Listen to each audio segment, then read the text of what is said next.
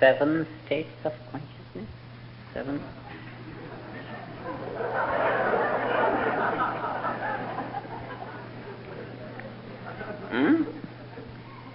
Waking state of consciousness,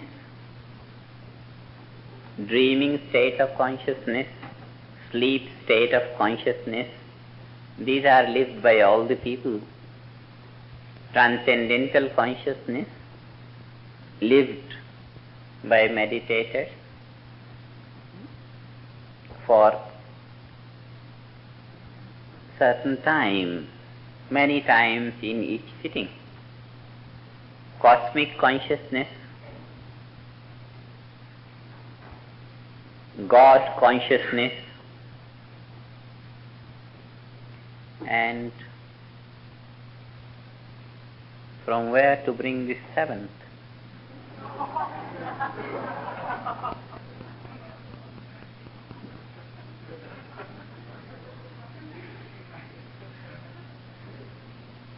We could call Brahman state of consciousness, that unity.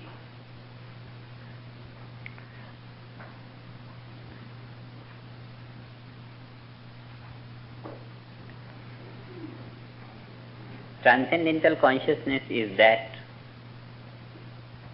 where one forgets the world, that means transcends all relative experience and is left by himself. Mind is left all by himself, conscious mind which was conscious of the relative object, it becomes consciousness, not capable of any experience, but the state of pure intelligence, the state of pure existence of unmanifested nature, unmanifest existence, pure intelligence, pure being, the state of being, being which is the basis of thinking and all activity, that transcendental level of life which is pure life, eternal life, L capital, life. Pure life, unmanifested life is pure consciousness, transcendental consciousness, which does not accept the existence or experience of the relative world. That's why we call it transcendental. That is the innermost area of our existence, unmanifest. Everything that exists on the level of existence, that is that transcendental pure existence. Transcendental consciousness or pure consciousness does not exist. It is existence on the basis of which everything exists. That is pure unmanifest level of life, devoid of relativity, all absolute in itself. And that is transcendental consciousness, where nothing other than that alone is pure being. It's not an experience. It is not an experience.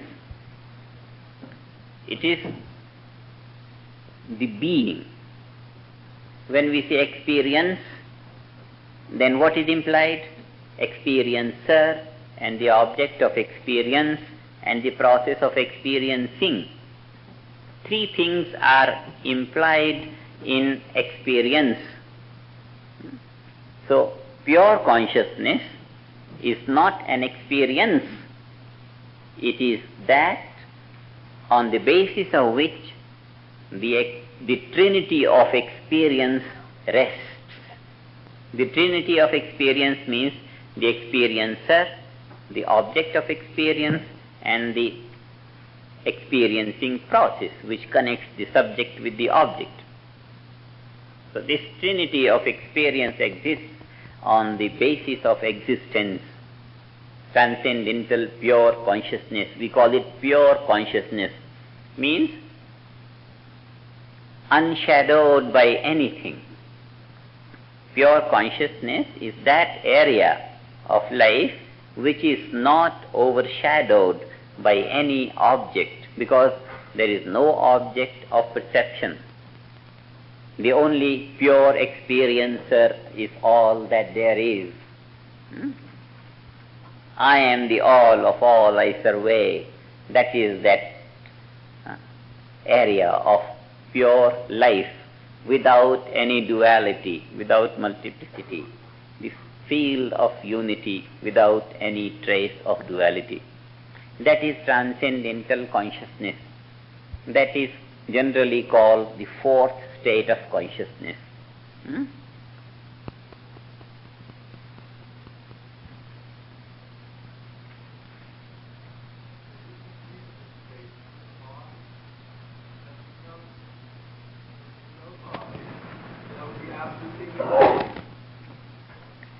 For every experience, we have to have the machinery of experience. We will connect these states of consciousness with the body later on. Let's examine the nature of all these states, all these possible states of consciousness. So we are describing transcendental consciousness, what it is like. It is that state of life which has no shadow of any relative experience. That is the state of pure experiencer. Pure experiencer means without any experience and without being connected with the object of experience. Pure consciousness, conscious mind is in that state, not the conscious mind, but pure consciousness. This is transcendental awareness.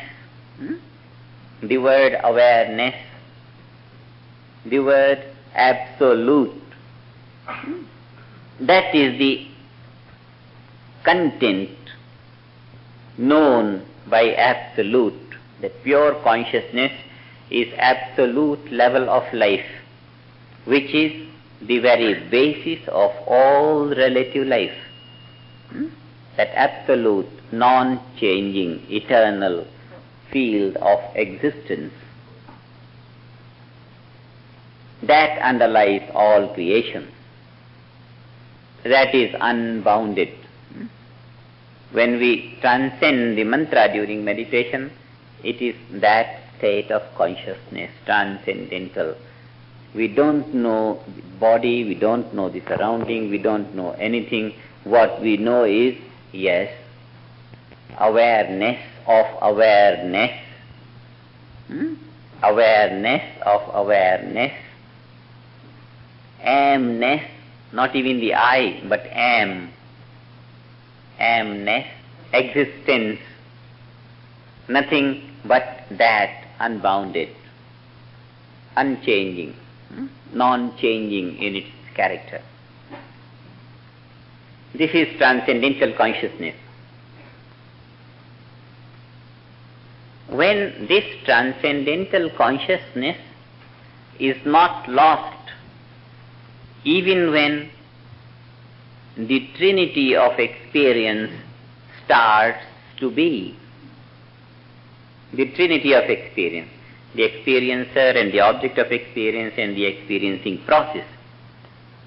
That means when one's awareness gets open to the relative field of perception, even then the transcendental pure awareness is not lost. And this coexistence of two states of consciousness, waking and transcendental, is called cosmic consciousness. Coexistence of transcendental consciousness and waking state of consciousness is called cosmic consciousness. Cosmic means all-inclusive. All-inclusive means exclusive of the relative and the absolute, both. Relative field of life and absolute state of life, both together form cosmic state of life, and that we call cosmic consciousness. Pure consciousness, pure awareness, and the awareness of the waking state of consciousness, or pure awareness, transcendental pure consciousness with dreaming state of consciousness, or pure awareness, transcendental consciousness with sleep state of consciousness. Any of the three relative, waking, dreaming or sleeping, along with the transcendental pure, go to make cosmic consciousness. In this state, one is aware of one's unboundedness because of the transcendental consciousness. That unboundedness of our existence is maintained, and on that platform of unbounded existence, one behaves in the time-space bound spheres of life. One lives relativity in the fullness of the absolute. One, having been established in the infinite, unbounded, eternal, non-changing, imperishable, absolute, behaves as an individual in the sphere of time and space. Within the field of bondage, one moves unbounded and eternally free. This is the state of cosmic consciousness.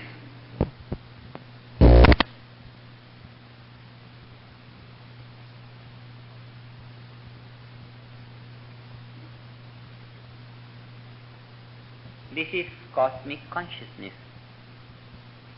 There is another state called God consciousness. And what is that? It is the cosmic consciousness in its most glorified state. God consciousness is a state which is most glorified state of cosmic consciousness. The difference between God consciousness and cosmic consciousness is that in cosmic consciousness, the world of man is experienced having been established in the unbounded absolute pure consciousness.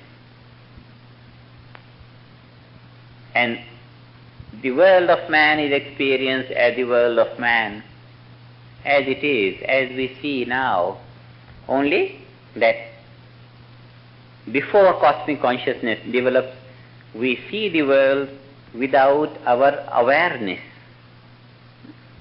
We are lost in, and we are only time-space bound individualities, and this is our relationship with the world, and this we are completely unconnected with the unboundedness of absolute being.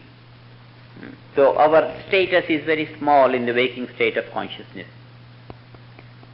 When transcendental unbounded awareness becomes a permanent feature of our life and living, then we are great and bounded, eternal, and behaving as an individual. Both capacities. Just like a poor man living in a hut, and that is his hut, and that is his life, and that he is a poor man. The same poor man became a king today, and then he is the same man, but here the whole territory is the master of the whole empire, and now yet behaving as an individual. One can imagine, the individual remains an individual, but now he knows his word will be obeyed. He could call on anybody and quickly his desire will be fulfilled. He is the master then. Like that, when one gets to cosmic consciousness, all the laws of nature begin to support his desire, or any desire finds fulfillment very quickly. He is one with the cosmic intelligence, and therefore because the whole creation is the display of cosmic intelligence, therefore the entire nature, all the laws of nature are sympathetic to the desire of such a mind. This is cosmic consciousness. But the perception of the world, the behavior in the world is on the level of human behavior, just like that. As if you are seeing through a clean glass, neat, white glass, transparent, and you see the green as green and white as white and black, and the whole multiple creation is viewed as it is, as it has been viewed during waking state of consciousness so far. Now, what happens is, the waking state of consciousness begins to be perceived in much more brightness, more brilliancy, because the level of perception is increasing in its value. Level of perception increasing means the mind is by now trained to perceive in the much finer realms of creation.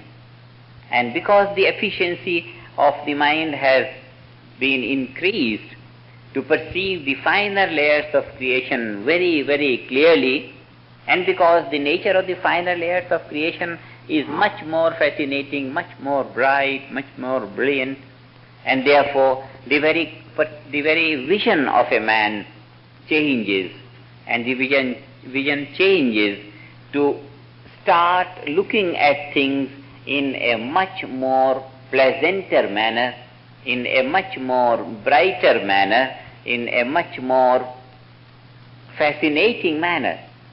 So what happens with the ability of the mind to experience the finest region of creation in the relative, yet in the relative, which is the finest level of finest level of waking state of consciousness. The ability to perceive in the light of celestial, in the celestial light. When our vision is open to the celestial perception, then when we open our eyes, the vision is already colored with the celestial perception. The whole world of man, as it was before, the world of man, is then viewed in the celestial light. So instead of calling it celestial consciousness, we call it God consciousness. That celestial region of existence is the finest level of existence. And when the perception becomes used in that region, then the whole psychology and the whole vision is colored in that fashion, and the world of man is then experienced in the light of God or in the celestial light. Not that God is seen everywhere, but everything is viewed in a much more precious and more valuable color, as if things were seen with the transparent glass before, and now they are seen with the golden glass. Everything is gold, even the black seems to be gold black. Even the white is already gold. So it is the glorification of the waking state of consciousness, or the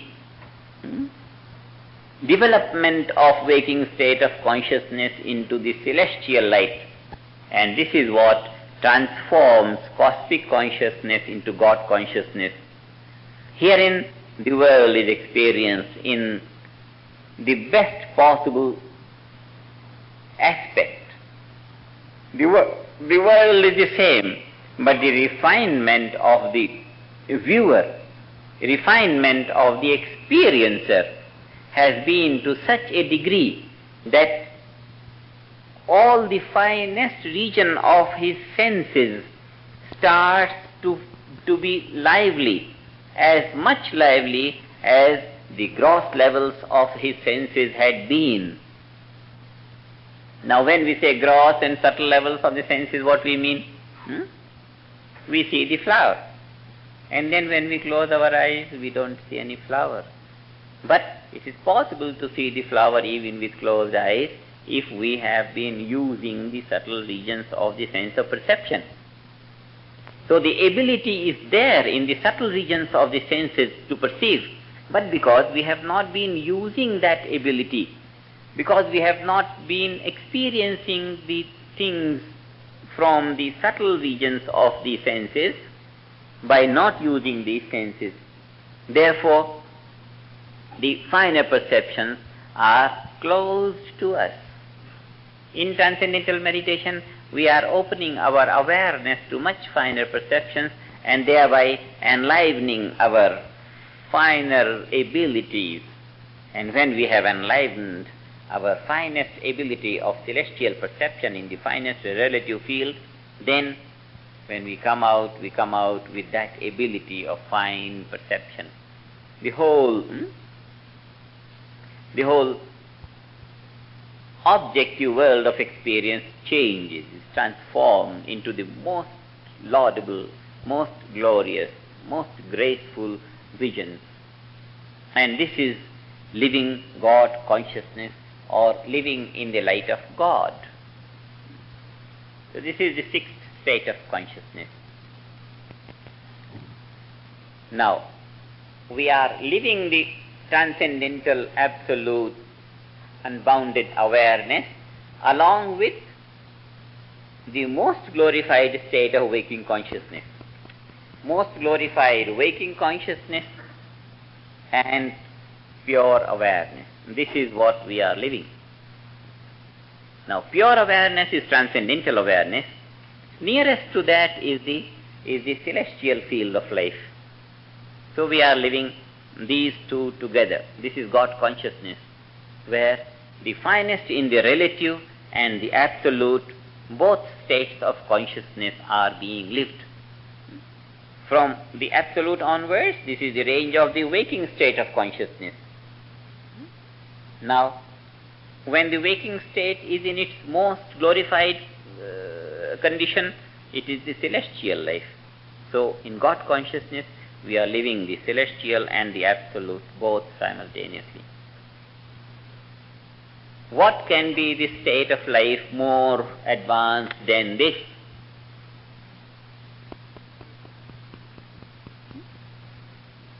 More advanced we can think in terms of this, even though it is celestial, but this is transcendental, this is unbounded, eternal.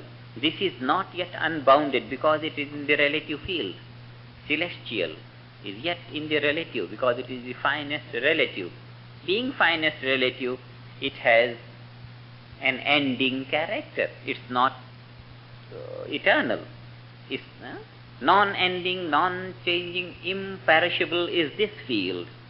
Perishable is this field. Certainly the celestial field is much more long-lived than the gross field, because it is nearest to the eternity.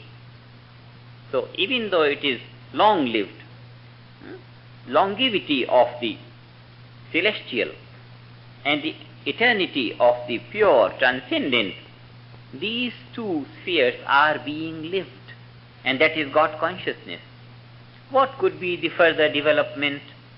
Surely there is yet a chance, one more degree, that the longevity could be transformed to eternity.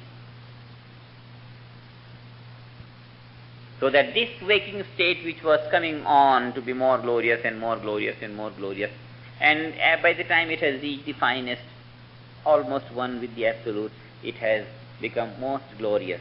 Now, further on there is a chance for it to go one more step and come in parallel with this, so that the absolute and the absolute devoid of relative. Cosmic consciousness was here, And this waking state of consciousness started to be more glorified, more glorified, more glorified, more glorified. Now it is most glorified in the relative. And if the process of glorification could continue, then the most glorified relative could, in one more step, become the absolute. And then there is no chance of further going down or going up. Not going down. But for the sake of analogy, now, once this waking state of consciousness has been glorified and has come on the parallel level of the absolute, then that is the end of evolution. That in better English it would say that is the fulfillment of evolution, not the end of evolution. That is fulfillment of evolution. Now the evolution is on the highest peak. So when this absolute and this absolute, then it is Brahman consciousness. Consciousness which holds only the unity and unity and unity and unity. In this way,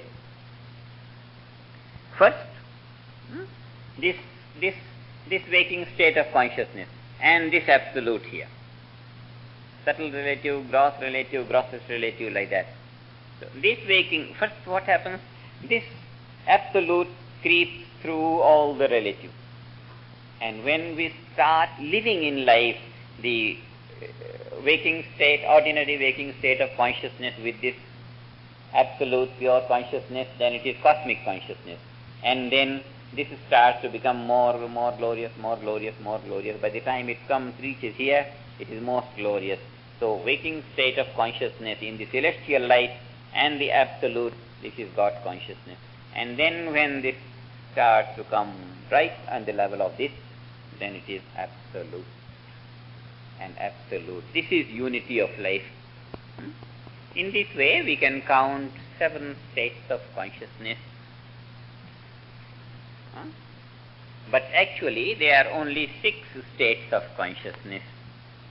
Because the 3 we know, waking, dreaming and sleeping, and other 3 we experience, transcendental and cosmic and God. Which we say the 7th state, it's not any other state of consciousness. Only the unity dawns on the level of knowledge. It is living these together. Only then on the level of intellectual understanding, it dawns that this absolute is this celestial and they are not different. It's a revelation on the intellectual level. The unity is established on the intellectual level of understanding, clear of any doubts. But unity does not step on to the level of activity. Living has nothing to do with it. Life has something to do with it. Unity dawns on the level of life. Living remains in the God consciousness. Because living necessitates duality, the field of behavior, the trinity of the experience, experiencer, object of experience, and the process of experience. This means the relative field must not be abolished, and it can't be abolished because living is possible only in the relative field. If the whole thing gets dissolved into the unity of the absolute, what is left there? Maybe the pure field of life, life and life. But what we want, life and living. Life and living. Life is absolute. Living is relative. What we want is, we glorify the living to the maximum life, and we make the living in the light of God. We move in the light of God, we see in the light of God, we hear in the light of God, we touch in the light of God, we do in the light of God, we don't do in the light of God. All the do's and don'ts in the light of God, and that on the basis of life eternal. All living in the light of God based on the eternal life, and that is the ideal state of living towards which we are heading. transcendental meditation is that thing which is taking our life on and on, from waking state to transcendental, from transcendental to cosmic, from cosmic to God consciousness. So we are heading towards all that. But this, which we say, the seventh state of consciousness, it is the revelation on the sixth state of consciousness, on God consciousness, on the level of understanding, that we see that the absolute is relative and all this is infused in it. But we see the relative coming out of the absolute, and absolute pervading we see. We see all-pervading absolute, but all-pervading absolute. Not only absolute and absolute, but absolute all-pervading. The all is there, this and this and this and this, and all this pervaded by the absolute. And this is the reality of life. So all this in the most glorified state of celestial light and pervaded by the transcendental pure existence, both become a living reality, and that we may call the seventh state of consciousness.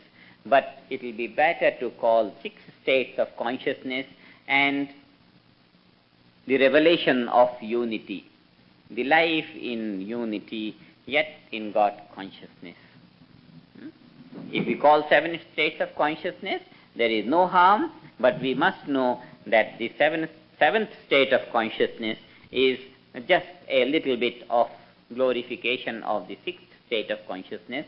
It is yet within the sixth state of consciousness, but in the revelation of the unity of the Absolute.